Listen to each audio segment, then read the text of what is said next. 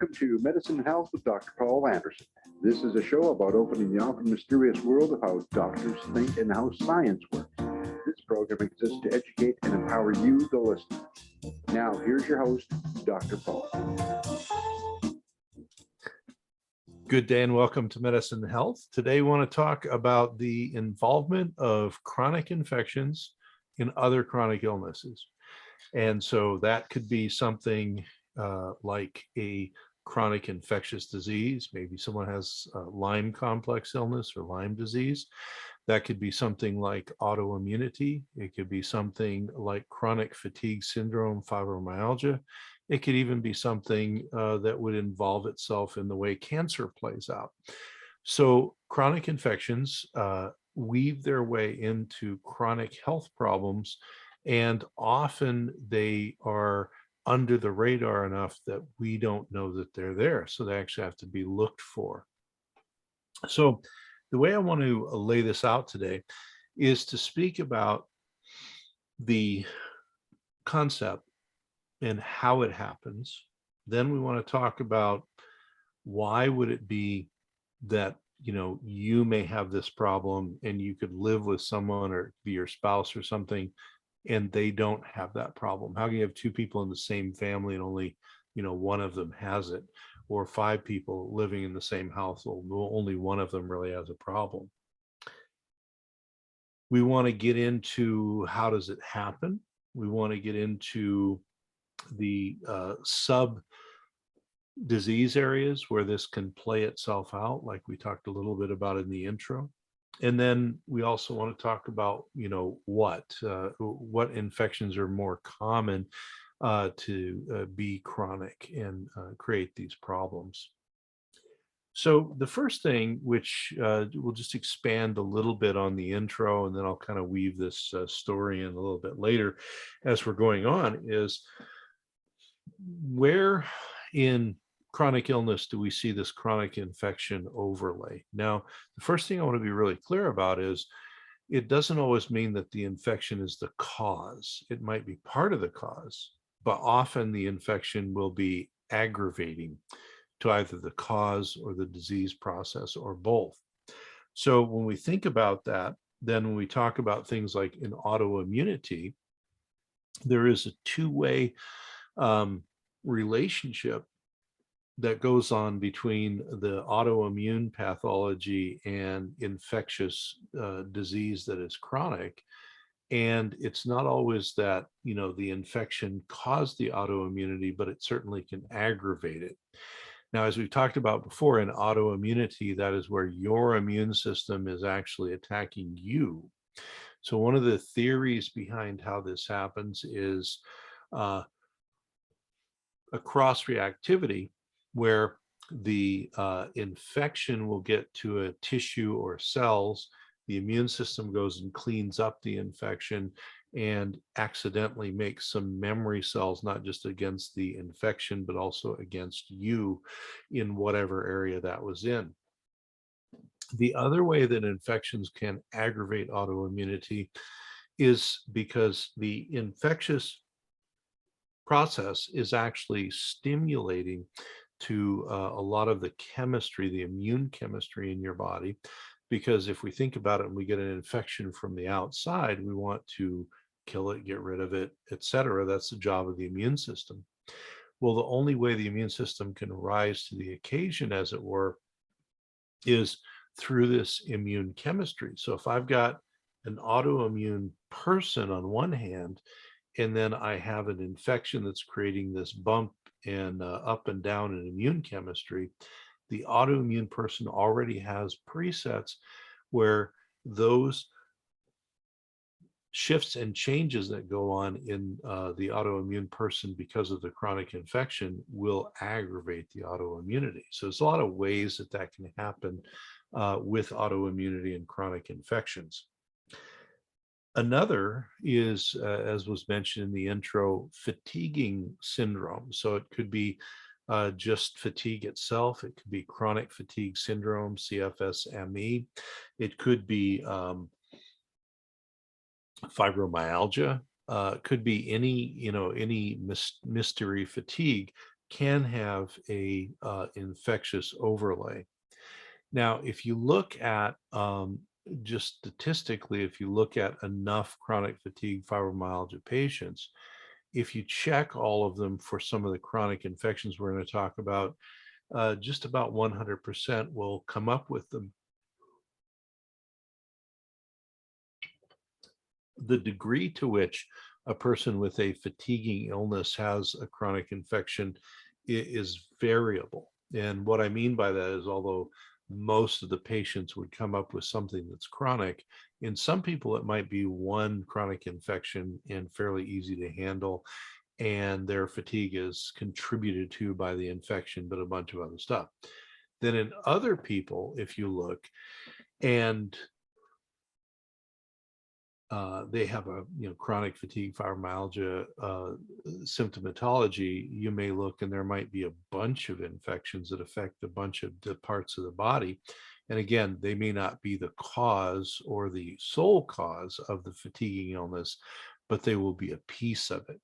Because one of the things that most people notice with a chronic infectious problem, whether they know they have it or not, is the most common symptoms include fatigue, they include pain, they can include sleep disturbance and other things. Well, those cross over with autoimmunity, they cross over with chronic fatigue and fibromyalgia, they cross over with a number of other issues.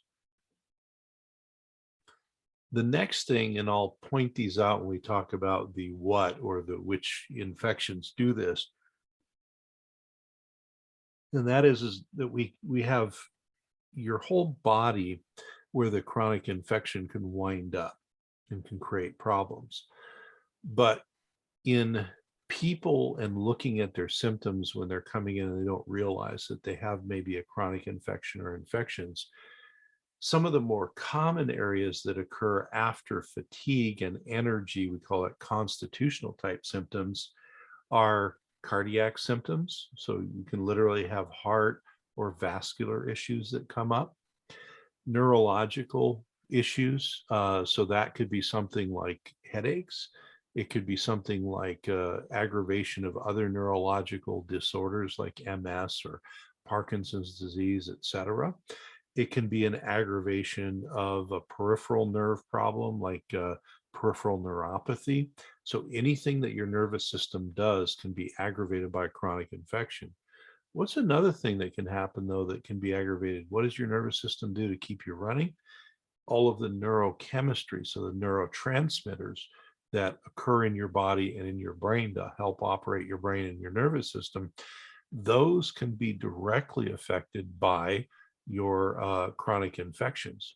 And then the other thing is the maintenance and care that your body has for the brain and the spinal cord, et cetera. Part of that are these membranes that have to work together, and they have to work together in an effort to protect your brain and your spinal cord, but also to keep the neurotransmitters in that are supposed to be in, and to keep toxins out and move toxins out. Well, it turns out that these chronic infections can also be a problem for those protective membranes. And so there are many ways the nervous system is affected. Remember, I said the heart and the cardiovascular system definitely can be affected.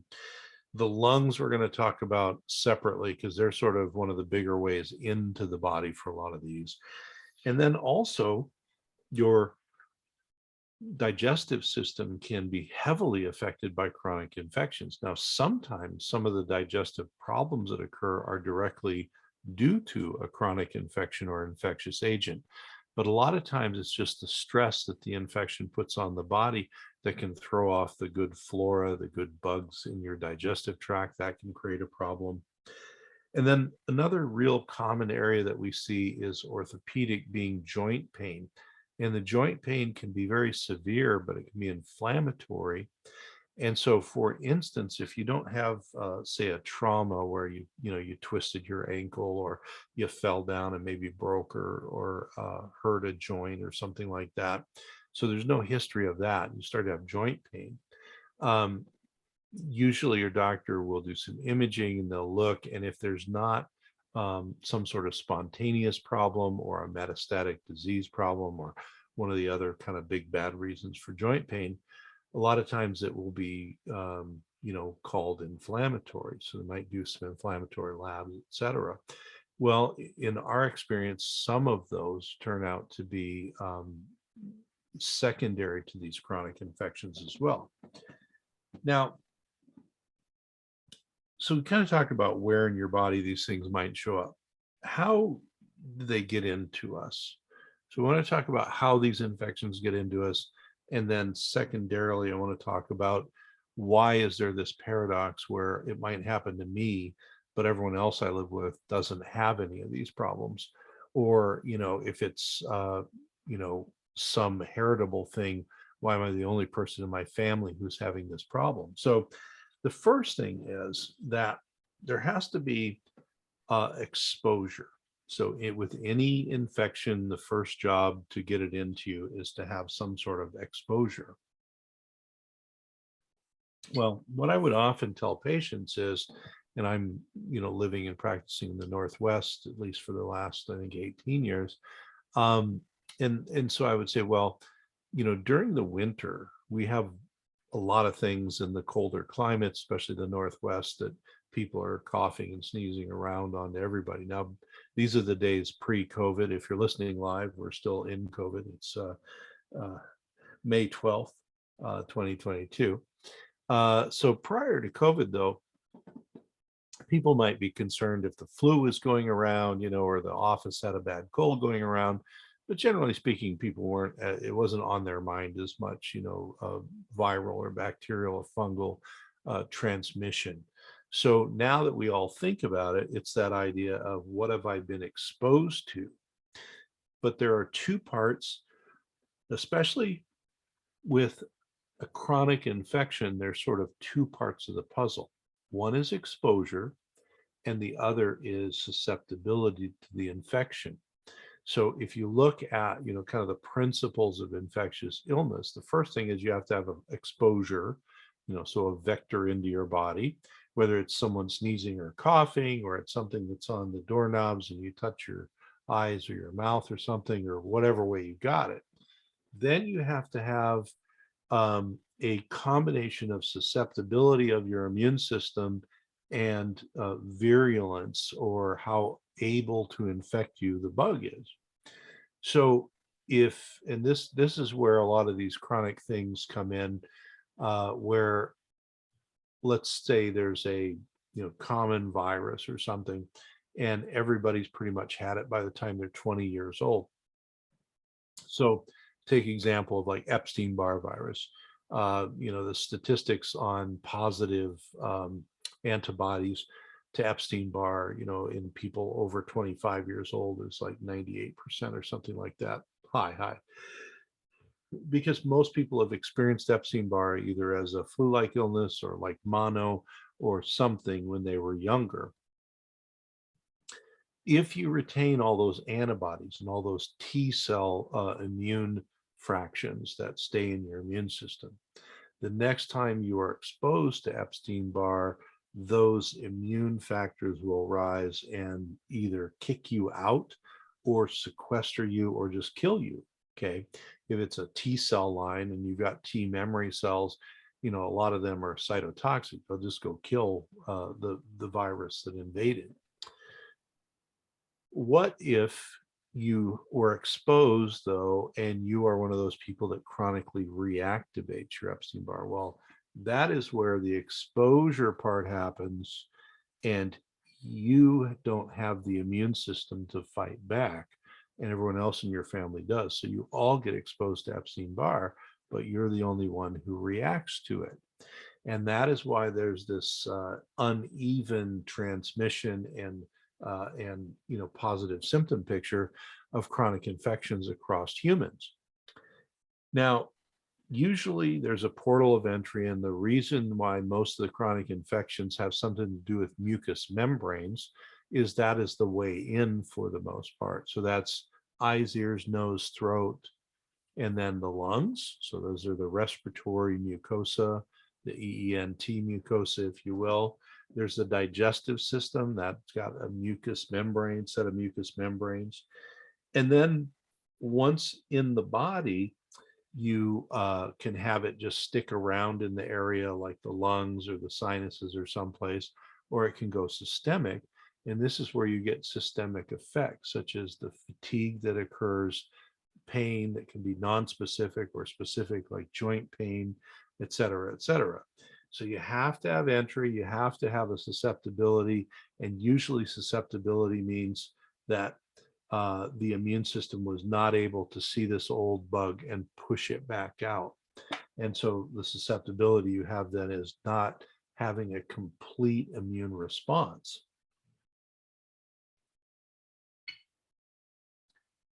Now, before we move into, kind of some more how, et cetera, there's another area where infections get involved. And I'm going to say I need to be careful talking about this. It's not like anything bad is going to happen to me, but the concept can be misconstrued a little bit. And also, we don't know everything. We don't know everything about everything. So there's probably parts of this story I'm about to tell you that there are holes in, because we just don't understand the immunobiology behind all of it. But I do want to bring it up because a large patient group that I work with and I do work in and write about, et cetera, are people with cancer, so the oncology world. And so there are associations with some infections and cellular changes and then cancers that occur, such as the HPV viral strains. Certain of them are associated with more, cervical changes in the cells and then cervical cancer, right? There are other infections like H. pylori in the stomach that is associated with some types of stomach cancers, et cetera, and other changes that go on.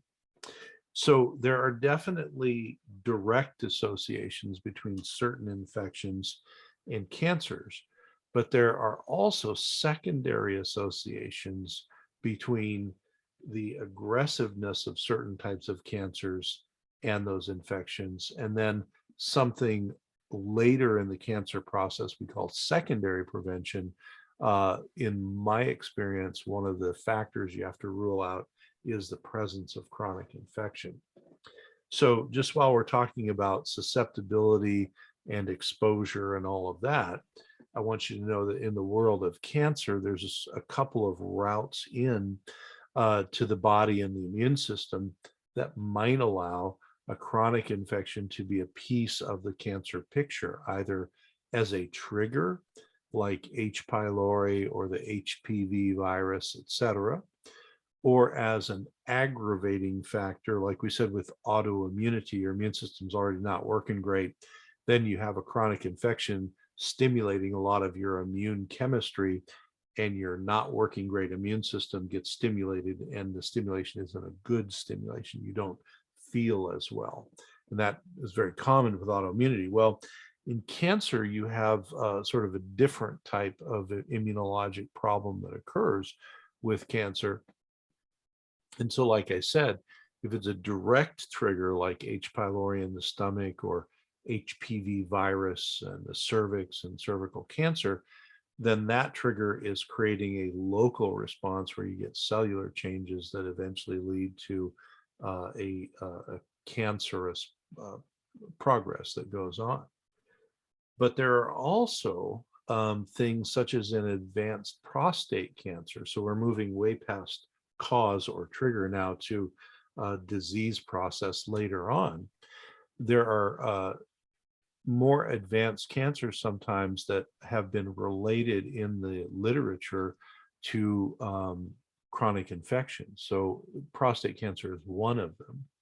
Now, I did a review about this on my physician continuing education website, and it was about aggressive prostate cancer. And we know that, if you catch breast cancer or prostate cancer early in the process, it's usually very quote unquote curable. It's very easy to contain, et cetera. When you get an aggressive kind of out of control prostate cancer, then you can have problems in regard to it not being as easy to control. The disease state can churn on and get worse, et cetera.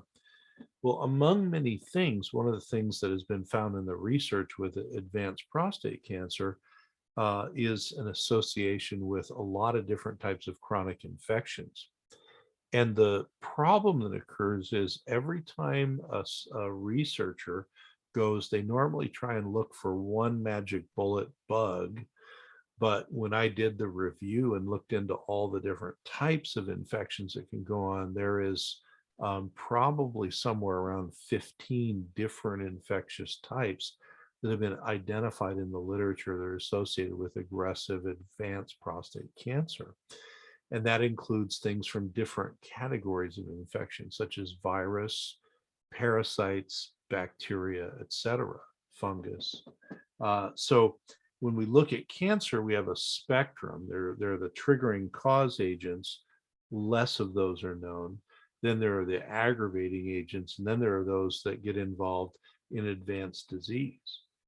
Now, the other thing I brought up about cancer was there's also this concept of secondary prevention, and that is where your oncologist usually has said you have no evidence of disease or you're in remission or something. In the bottom line is we're done treating you for it right now. We're going to monitor you and watch and wait and see what happens.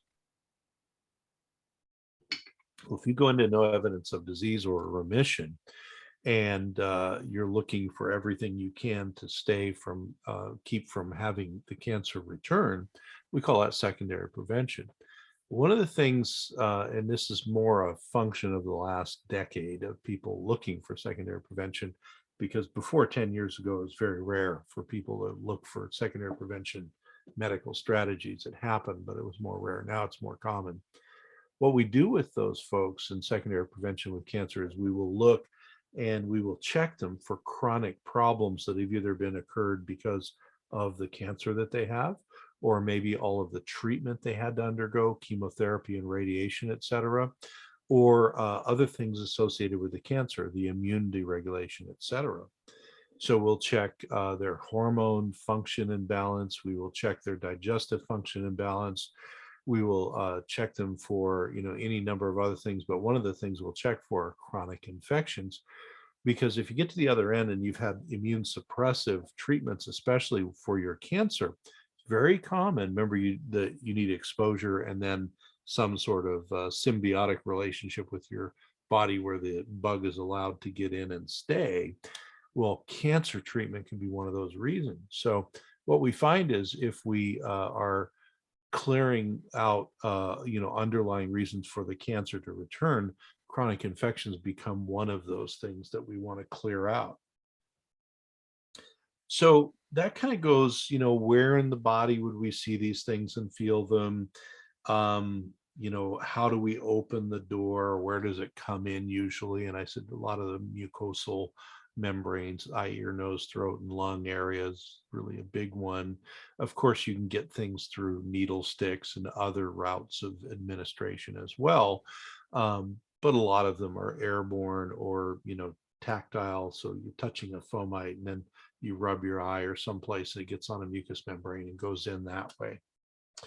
Now, when we're thinking about how do these things create these problems in chronic illness? So when we're thinking about a chronic infection creating symptoms, one of the things I told you is if you already have an autoimmune disease, and so your immune system is not very well balanced, and it's not good at kind of keeping the level that the immune system is supposed to in autoimmunity, you lose a bit of that. If I then have an immune challenge, like an infection that hasn't gone away, my immune system will start to react to that. And if I already have autoimmunity, the reaction and the chemistry may cross-react with my autoimmune immune imbalance, and that might make my symptoms worse, or it might make some part of the disease worse. Well, another thing that happens very commonly is, as I said, these constitutional or systemic symptoms like fatigue and pain. Now, there's a couple of reasons that this can occur. One of them is simply when your body is fighting, even if you don't know that you have an infection, if your body is fighting heavily the infection, it can take away energy and resources from you, and you can feel fatigue. Fatigue is one of the very common, global symptoms that people will get. The other thing that can happen is you wind up with pain secondary to inflammation. And so chronic infections, viruses do this a lot, but others do it as well, can be associated with specific pain like joint pain. And I've had patients where they would say, man, as soon as my knees start hurting, I know maybe I'm flared up, or when my thumb joints start hurting, things that we would often lay off to, well, you're getting old, maybe you have some osteoarthritis, etc. Sometimes those are literally infectious in nature. When you look at global pain, such as you might see in a fibromyalgia patient or chronic fatigue patient or a chronic pain patient, the same thing happens as would maybe happen with an autoimmune person, but instead of throwing off your autoimmune damaged immune system, the immune chemistry that goes on churning every day because of the chronic infection creates a level of inflammation that rises, and that can either just make you hurt all over peripherally, or it can damage the membranes around your brain and cause your brain chemistry to shift, so you have something called central pain syndrome. Now, are these the only reasons why we might get, specific or non-specific pain? The only reasons we might get fatigue? No, these are certainly not the only reasons. It's just that once you rule out the other sorts of causes, for example, you've ruled out to the best of your ability, it's not cancer, it's not osteoarthritis, it's not rheumatoid arthritis, it's not secondary to a bad anemia or diabetes or some metabolic disease or something. And when you sort of ruled everything else out, and then there's still specific and high level, say, pain or fatigue, infections are something that you have to back up and take a look at, and turn some rocks over to see what's going on. Now, another thing that happens is immune competition. And this is where your chronic infection is beating away on your immune system, and it's drawing resources to fight with the chronic infection. What happens is the competitive ability of your immune system to hold other bugs out goes down. So it is not uncommon in these types of chronic cases where the person might start with one infection, and they were kind of handling it, and then they got a little less and a little less able to handle it. And then that opened the door for the next infection to come in. And clinically, we would, talk to people about literally collecting infections. So when you say, well, why would I get it and the other people don't? A lot of it is this immune competition, and they're probably holding all the bugs out with their immune system, and you had something that opened the door. So now you're dealing with two, and it's easy to go from 2 to 4, and on and on and on, more and more and more as you go through.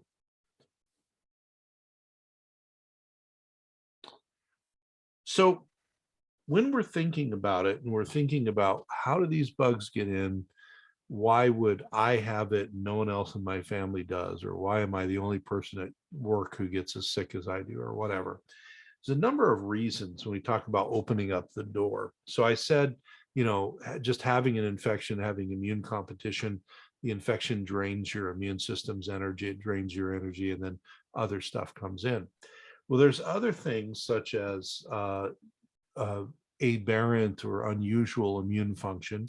So you can be born with a deficit in your immunity, and it doesn't have to be as remarkable as the people with total immune dysfunction, like the boy in the plastic bubble or something of that nature.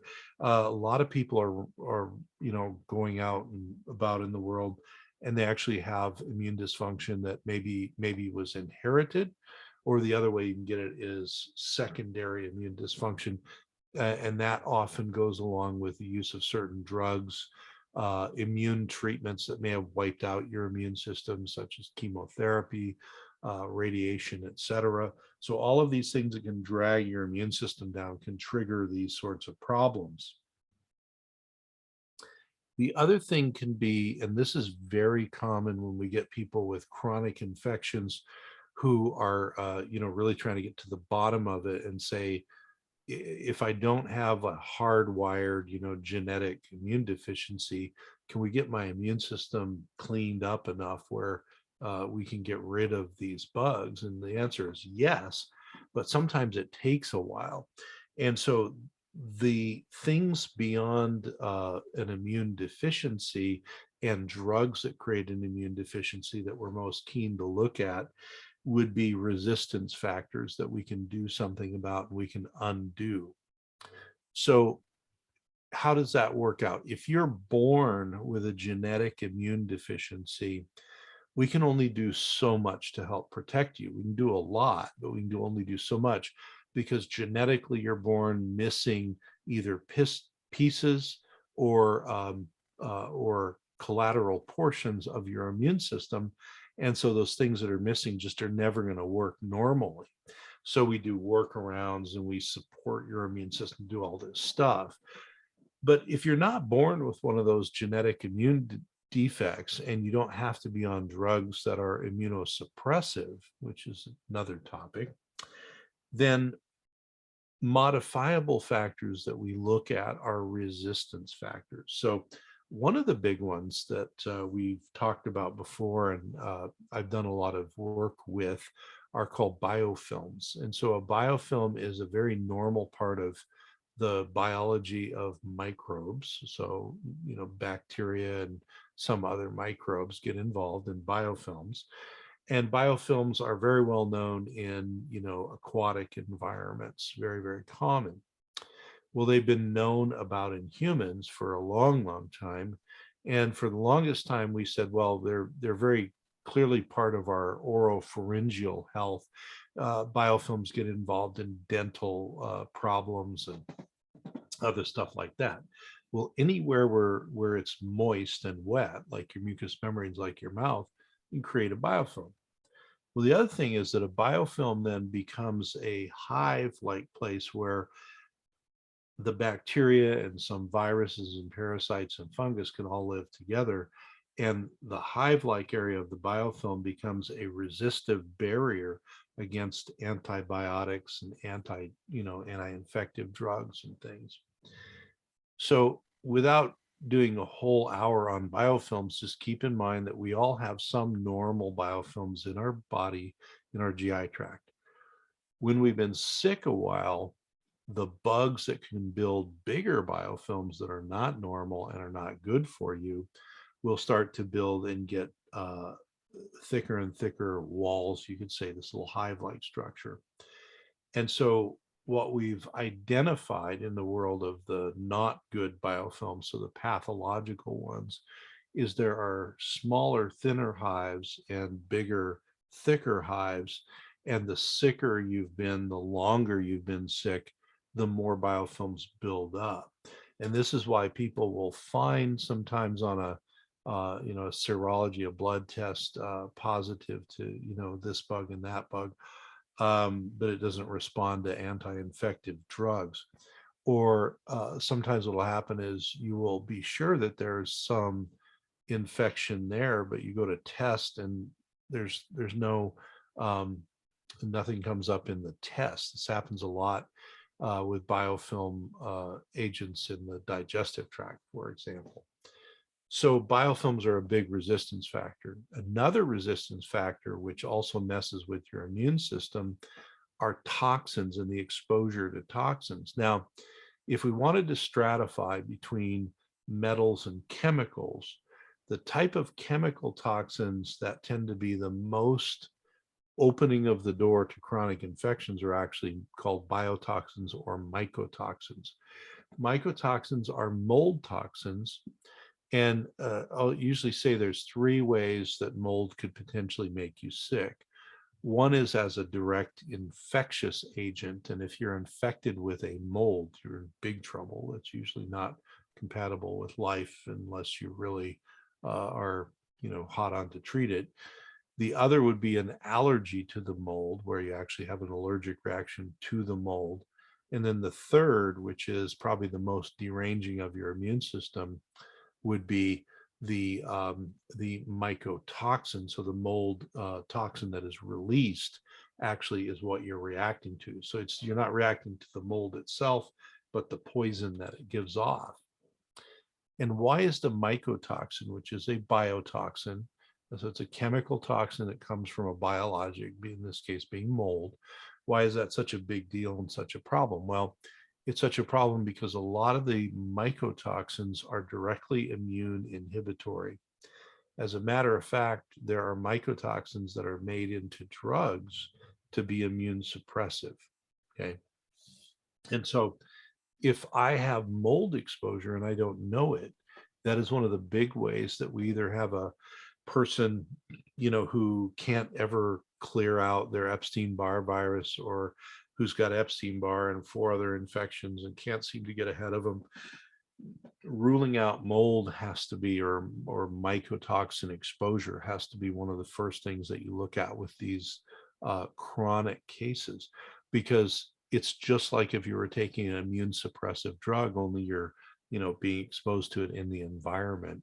And if you don't know you're being exposed to it, you won't realize how troublesome it is. Now, there are ways to test for mycotoxins. A lot of them are urine screening tests. There's also ways to have your home looked at and tested for mycotoxins, or your work or whatever. And then there are ways to remediate it. So when we're looking at opening the door, resistance factors like biofilms and mycotoxins, and then other toxins too, so metals and chemicals and things can also sideline your immune system, either directly or indirectly. So the next thing that I said I would talk about would be which infections are the most common. Now I'm going to go through a list of very common infections, but we're certainly not going to talk about all of them. And what I would normally tell patients is, when you're looking at lab testing for chronic infections, it's really a survey test. Okay. So what that means is that we can test for certain categories and families of infections, et cetera, but we may not be able to test for all of them. The other thing is that some tests are very sensitive and specific, meaning they're very, likely to find when you do have the disease, and also be negative when you don't have the disease. Other tests are a little more fuzzy and broad, and you have to correlate the answer on the test with your clinical signs and symptoms and things of that nature. So when we talk about these bugs, a lot of them you'll think, well, I've heard of that bug, and I thought you just got that when you were a kid. Well, most of the time, remember, like I said with Epstein-Barr, most of the time that's true. You get it when you're a kid, you develop some immunity, and boom, you're fine for the rest of your life, right? Well, when you get things that open the door, whether it's biofilms or immune suppressive drugs or toxins or treatments that you had that were immune suppressive, or just too many infections in your body that's immune suppressive, once you get all that going, then stuff that only would have bothered you as a kid now bothers you as an adult. So the first, and these don't go in any particular order, but the first that we'll look at would be virus. And when we think of virus, the big family we call the human herpes virus family. And a lot of people think, oh, well, I've heard of herpes, right? So human herpes virus family, we've identified primarily, there's a lot of them, but we've identified 8 Hhv virus that have a human pathology or pathologies associated.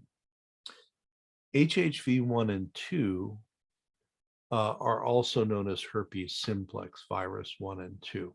And normally type 1 is usually oral, herpetic lesions. Type 2 is usually genital herpetic lesions, although you should know that type 1 and 2 can be in either location. Now, those can be active as they're certainly chronic infections because they don't like to go away. but they don't usually cause a lot of systemic symptomatology, although they can. The HHV that I'm more concerned with when we get to our chronic patients are HHV number 3. So 1 and 2 are the herpes simplex twins, 1 and 2. Number 3 is called varicella zoster. This is the chickenpox virus that also can cause shingles in an adult. Number 4 is Epstein-Barr virus, which is one of the agents of mono, but it's also involved in chronic fatiguing illnesses, etc., and also some cancers. Hhv-5 is cytomegalovirus, and that's another one. It can look exactly like mono or Epstein-Barr, so a lot of times we check them both. And here's the thing, where one of them is, the other one usually isn't far behind. Now we hear about cytomegalovirus Hhv number 5, and we hear about some really bad things like blindness and brain damage and maybe even brain tumors and other stuff, which is true. Cytomegalovirus is also one of those things that's very bad if you get it while you're pregnant, etc. So when we think about cytomegalovirus, it's a lot like Epstein-Barr. Its biology is slightly different, and it causes a lot of the same disease states in the younger person.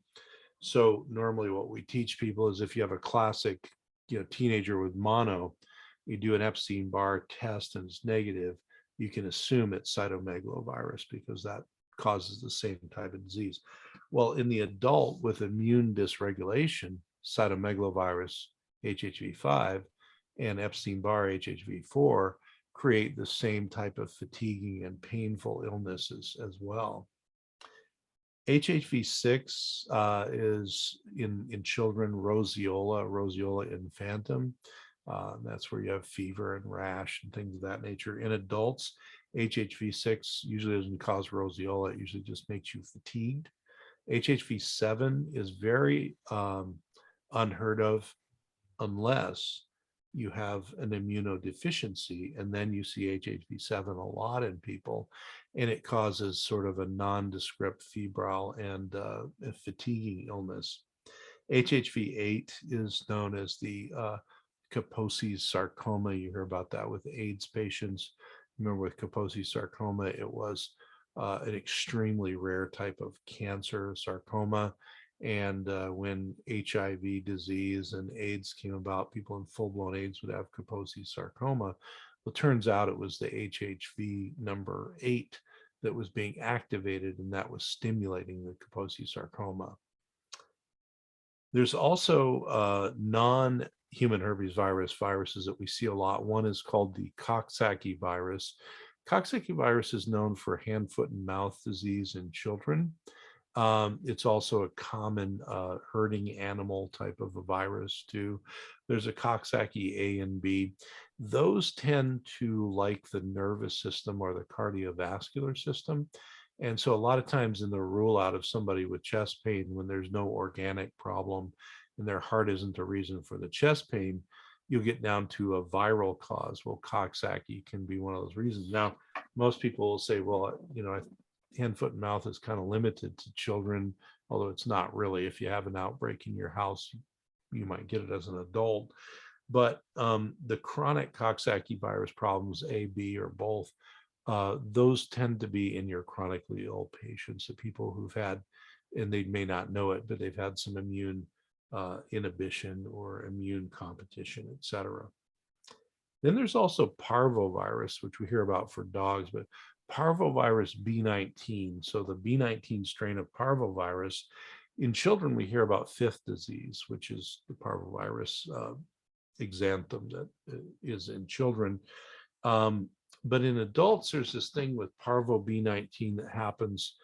And the classic example is you have a mother of a young child comes in and they're presenting with rheumatoid arthritis-like symptoms. So usually paired joint pain above the waist. It's hurting to move the elbows or the wrists or something.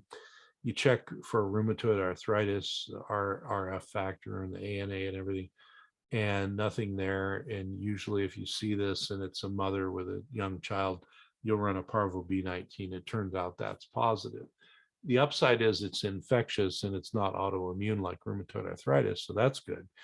But the downside is usually what happens, and the reason that the classic story is, a mother of a young child, the baby is processing B19 as fifth disease that you may or may not even know, might have thought they had a cold.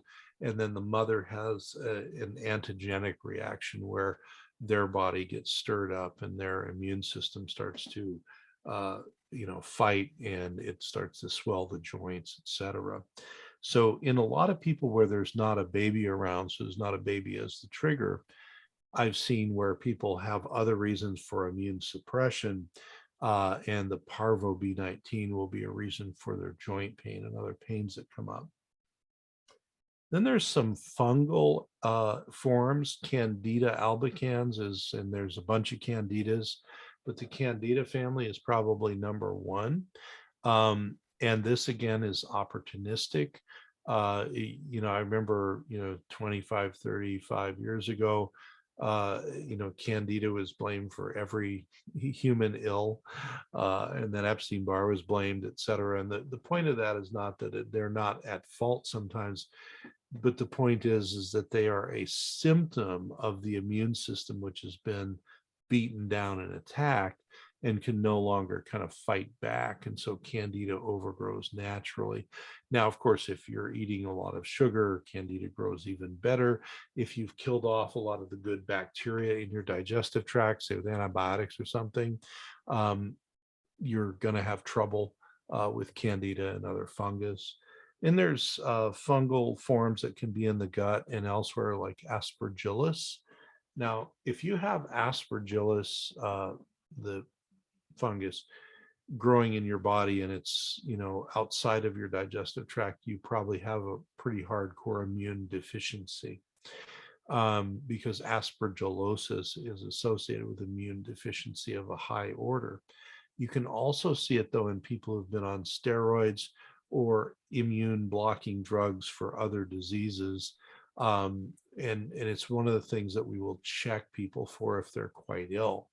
The bottom line with things like Candida and aspergillosis and some of these other ones is, if it's there, you really want to kill it. Now, there's good antifungal drugs.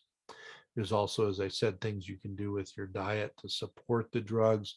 And there's a lot of antifungal botanical medicines, herb-based medicines.